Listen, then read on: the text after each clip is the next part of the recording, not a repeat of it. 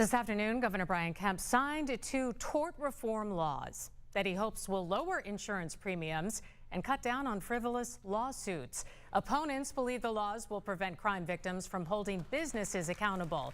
Channel 2's Michael Doudna is live outside the state capitol with how much we can expect to see insurance premiums here drop. Yeah, we were actually able to get in touch with the insurance commissioner here for Georgia. He says you could see rates drop from 3 to 5%, but opponents worry that it could come at the cost of making victims whole.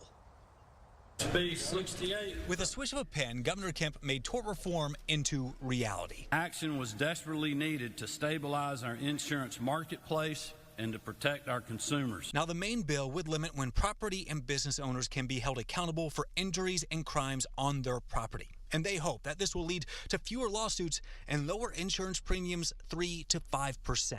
Because now we made it more predictable for insurance companies to be able to see what their losses are going to be. But attorneys worry it could hurt victims like Christopher Murad. Companies that have awareness of crime going on in their property and that do nothing about it need to be held liable. 7 years ago, the former Georgia Tech student was paralyzed after being shot during a robbery. He was able to recover damages from that incident. But personal injury attorney Alex Weatherby says holding property owners accountable for crimes on their property just got harder and leads to a less safe Georgia. So if you think about a business that you frequent, if it experienced crime historically in Georgia, they needed to do things like hire a security guard. Now, the governor says this will rein in frivolous lawsuits and lower premiums for businesses.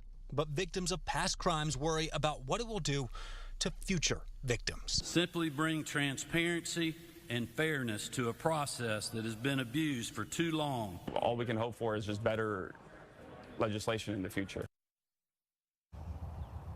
Now, lawmakers did provide a carve-out for victims of sex trafficking to make sure they can still go after the property owners where those crimes are committed. However, attorneys will point out there's no similar carve-out for the victims of things like rape or murder, which they say should change in the future.